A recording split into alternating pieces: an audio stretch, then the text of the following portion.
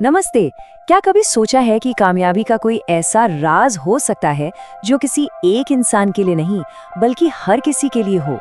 आज हम उसी ताकतवर यूनिवर्सल सिद्धांत को समझने जा रहे हैं। ये लाइन सुनने में तो बड़ी सीधी सादी लगती है ना, लेकिन इसमें एक बहुत गहरी सच्चाई छुपी है। मतलब जो हम सोचते हैं, जिस चीज पर अपना पूरा ध्यान लगाते हैं, वही हमारी दुनिया बन जाती है। हमारी पूरी बातचीत का सेंटर पॉइंट यही आइडिया है। चलिए इस ताकत को और करीब से जानते हैं। तो चलिए इस राज से पर्दा उठाते हैं और इसकी शुरुआत होती है एक कहानी से, एक पुरानी धूल भरी मिल से, जहां हमें इस गजब की शक्ति का पहला इशारा मिलता है। जरा सोचिए, एक पुरानी सी मिल, एक गरीब मजदूर की छोटी सी बेटी हिम्मत करके अंदर जाती है और मिल के मालिक के सामने एक सीधी सी मांग रखती है।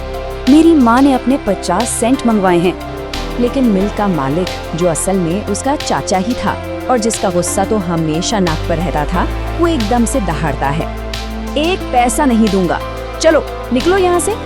पर कमाल तो ये था कि वो बच्ची टस से मस नहीं हुई, बिल्कुल एक चट्टान की तरह वहीं खड़ी रही। उसकी इस खामोश हिम्मत को देखकर उस आदमी का गुस्सा और भी भड़क गया। और फिर मामला और भी ज्यादा बिगड़ जाता है। वो आदमी गुस्से से तमतमा कर पास में पड़ी एक भारी लोहे की रॉड उठा लेता है और उस बच्चे की तरफ बढ़ने लगता है। अब कोई भी होता तो डर के भाग जाता है ना, पर वो लड़की वो एक कदम और आगे बढ़ती है, सीधा उसकी आंखों में आंखें डालकर अपनी दमदार आवाज में वही बात दोहराती है, मुझे मेरी माँ के पैसे दीजिए। और बस उस बच्ची के इस बेखौफ अंदाज के सामने उस आदमी का सारा गुस्सा, सारा घमंड जैसे हवा हो गया। उसके हाथ कांपने लगे, रॉड जमीन पर गिर गई और उसने चुपचाप जेब से पैसे निकालकर उस लड़की को थमा दिए। सोच कर देखिए, आखिर उस छोटी सी बच्ची में ऐसी कौन सी गजब की ताकत थी जिसने एक इतने गुस्सैल आदमी को भी झुका दिया। यही वो सवाल था जो वहाँ मौजूद एक नौजवान मिस्टर आरबी के दिमाग में सालों तक घूमता रहा। तो अब आते हैं सबसे मजेदार बात पर कि कैसे मिस्टर आरबी ने उस दिन जो देखा उसे अपनी जिंदगी का सबसे बड़ा सबक बना लिया और अपनी किस्मत ही बदल दी। सबक ये था, अटूट लगन।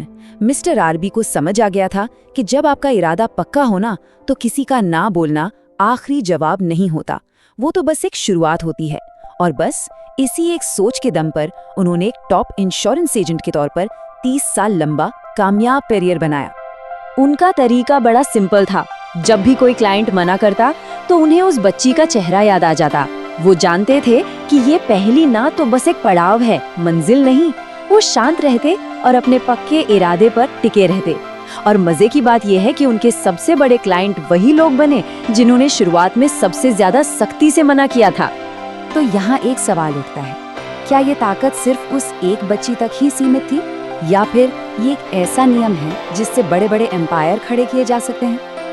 चलिए अब इस कहानी को एक बड़े कैनवस पर देखते हैं। और इसी सवाल का जवाब हमें मिलता है इंडस्ट्री के एक बहुत बड़े नाम हेनरी फोर्ड की कहानी में। एक ऐसा इंसान जिसके सबसे बड़े आइडिया को उस जमाने के हर एक्सपर्ट ने नामुमकिन बता दिया था। कहानी कुछ यूं है कि फोर्ड ने अपने इंजीनियर्स को एक चैलेंज दिया, एक V8 इंजन बनाने का जो एक ही ब्लॉक में बना हो। सबने हाथ खड़े कर दिए, कहा ये तो हो ही नहीं सकता। पूरा 1 साल गुजर गया, कुछ नहीं हुआ, पर फोर्ड अपनी बात पर अड़े रहे, मुझे ये चाहिए मतलब चाहिए। और जानते क्या हुआ? आखिर में उनकी जिद जीत गई और वो इंजन बनकर तैयार हुआ। यही तो उनकी सोच का कमाल था। उन्होंने अपनी टीम से साफ साफ कह दिया था, काम पर वापस जाओ और तब तक मत रुकना जब तक ये बन नहीं जाता, चाहे जितना भी टाइम लगे। उनका जो इरादा था ना, वो हर मुश्किल से कई ज्यादा मजबूत था। और ये सिलसिला यही रुका नहीं। यही सिद्धांत इंडस्ट्रियल एज से निकलकर डिजिटल दुनिया में भी पहुंचा, एक और दूर की सोचने वाले इंसान के जरिए, बिल गेट्स। बिल गेट्स की कामयाबी के पीछे भी यही गहरा राज था। सोचिए, 13 साल की उम्र से प्रोग्रामिंग शुरू की, हार्वर्ड जैसी यूनिवर्सिटी छोड़ दी। क्यों? क्योंकि उनके दिमाग में एक तस्वीर बिल्कुल साफ थी, हर डेस्क पर, हर घर में एक कंप्यूटर हो। बस यही एक विजन था जिसने माइक्रोसॉफ्ट के हर फैसले को रास्ता दिखाया।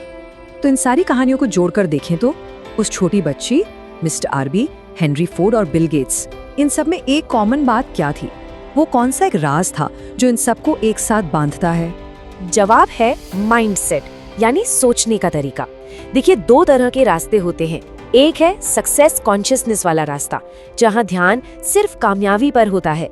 नामुमकिन जैसा शब्द एक चैलेंज लगता है और लगे रहना तो आदत बन जाती है। और दूसरा रास्ता है फेलियर कॉन्शियसनेस का, जहां नाकामी का डर दिमाग पर हावी रहता है, नामुमकिन को सच मान लिया जाता है और इंसान पहले ही मुश्किल में हार मान लेता है। और सबसे जरूरी बात ये है कि वो ताकत जो उस बच्ची में थी, मिस्टर आरबी में थी, फोर्ड और गेट्स में थी, वो कोई अनोखी या जादुई चीज नहीं है। वो हम सबके अंदर है, बस अपने सोचने के तरीके को बदलने की देर है। और आखिर में इस पूरी बातचीत का निचोड़ इस एक लाइन में है। मैंने एक बड़ी सी डिक्शनरी खरीदी और पहला काम ये किया कि उसमें से नामुमकिन शब्द को करीने से काटकर बाहर निकाल दिया। ये सिर्फ एक शब्द निकालना नहीं है, ये एक पूरी सोच को बदलने जैसा है। तो सवाल यही है कि आज अपनी जिंदगी की डिक्शनरी से कौन सा शब्द निकालने का इरादा है।